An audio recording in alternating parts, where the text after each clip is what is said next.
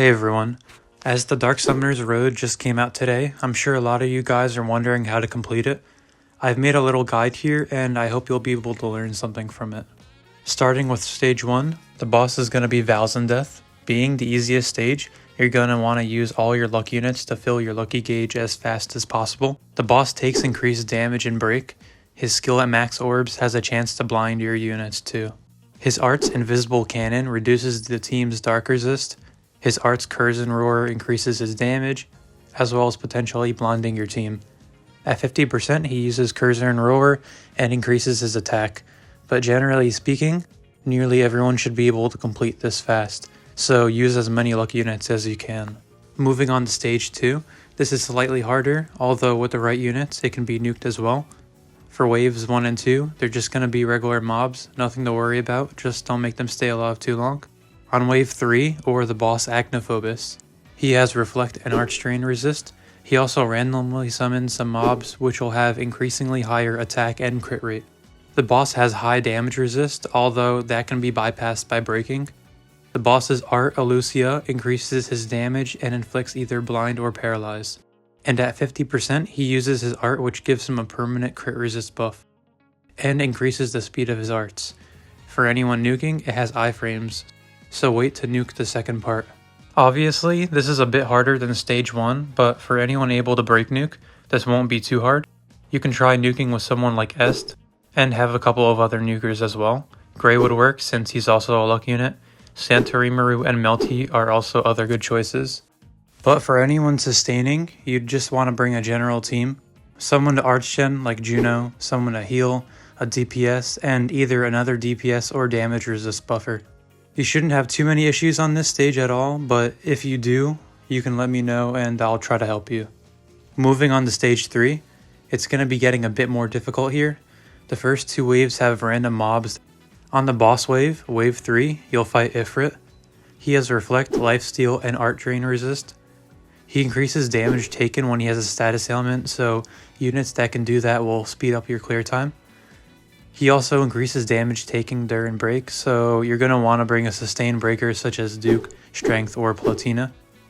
And at the start, you can't damage him at all until you break him, so you want to get that done as fast as possible. His skill can possibly feint as well, so watch out for that. His art Vulcan Knuckle increases his crit rate. His art Logis Rage has a chance to burn your team, and his art Latios Chain inflicts a permanent debuff that lowers your HP recovery. So you're going to want to damage him as fast as possible to stop these debuffs. After getting to 0%, he uses his final nuke. If you have enough damage resist, you should be fine, but if you're running units with iframes such as Mako, you don't need to worry about that at all since she'll live through it. That's all there is for stage 3 though. It's not bad if you can get through it quickly. Try not to use your best units. Bring just good enough units that can actually clear it.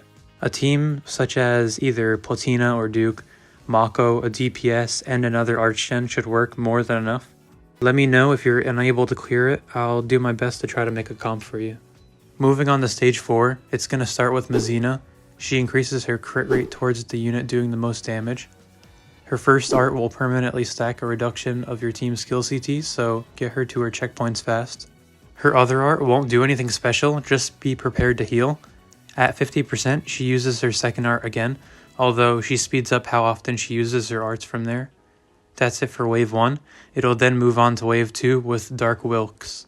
Dark Wilks has Reflect, Lifesteal, and Art Drain resist. She also has Taunt Killer, so don't bring any units like Thetis, Miranda, or Evolti. She also increases the damage she takes in breaks, so be sure to bring a break unit with you that you haven't used yet. Her skill has a chance to inflict either a blind or feint onto your team. Her art Darkness Gamma inflicts a debuff that'll do damage over time for a little while. Her art Murder Eclipse inflicts a stackable damage resist debuff on your team, so you'll want to go as fast as possible before she stacks enough debuffs on you to nearly instantly wipe your team. At 70%, she uses her art and reduces your blind resist. Nothing special, just be prepared with healing.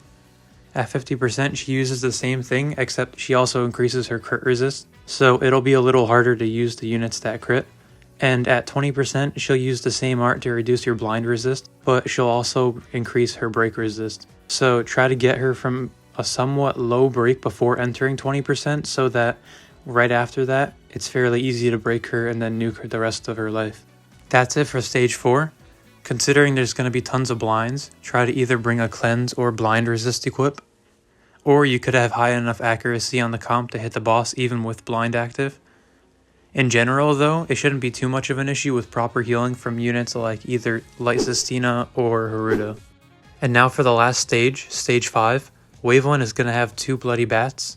They reduce crit damage, so maybe try to hold off on critting, although it's not crit negation, so don't worry about completely holding off of crit. They also drop a ton of BE output when poisoned, so that's a pretty nice little bonus. You'll only be able to hit one at a time as well, nothing huge, just annoying. For their art, Horrid Wave, they have your team's arts gauge. This is also going to be annoying, not because it does tons of damage, but it'll have your team at a low arts amount consistently, if it happens too often anyways. Wave 2 is going to be Abaddon. He has a Reflect, Lifesteal, and Arch Strain resist. He also has crit resist and light killer, so try to hold off on using light units. He increases his damage taken with a status ailment, so bringing a unit that can burn will help you to deal a lot of damage a lot faster. For his first start, he stacks a damage resist debuff on your team that lasts for 2 minutes. This is going to get annoying really quickly, so try to deal with him as fast as possible before you have too many debuffs when you start the final wave. For his second art, he spawns the bloody bats from the first wave, as well as permanently stacking his own evasion rate and arts fill rate. Once you finish him off, you'll move on to the final stage, Gavil. He has Reflection, Lifesteal, and Arch Strain resist. He also has Dark Resist and Taunt Killer. This means you shouldn't use any dark TPS units like Mikey, or taunt tanks like Thetis or Miranda. His skill has a chance to either paralyze, burn, freeze, or disease the team. His art, Darkness Shift, reduces your team's status resist, so it'll make it more likely that he inflicts your team with an ailment. His art Execution increases his crit rate, while his art Explosion increases his crit rate and damage. At 60%, he uses his second art Execution as well as getting some crit resist. At 30%, he uses his second art again and increases how often his orbs fill. And when he reaches 0% for the first time, he uses Darkness Shift, heals his health to 50%, and then increases how often he arts, as well as increasing his magic resist by a lot. From there, watch out for his arts and status ailments, but it should be smooth sailing. With that, you should have completed your first run through the Dark Summoner's Road. In some of these cases, I think it wasn't as bad as the Earth Summoner's Road if I'm being honest. They're annoying of course, but not super hard. Lots of fun for sure. I hope you were able to learn something from this guide. If you have any other questions about comps or the stages, be sure to let me know. I'll do my best to help. If you liked the video, I would appreciate it if you subscribe to the channel. I'm going to be posting the individual clears so you guys can see how they each work. Thanks a lot for watching this guide. Good luck in your runs, and I'll see you later.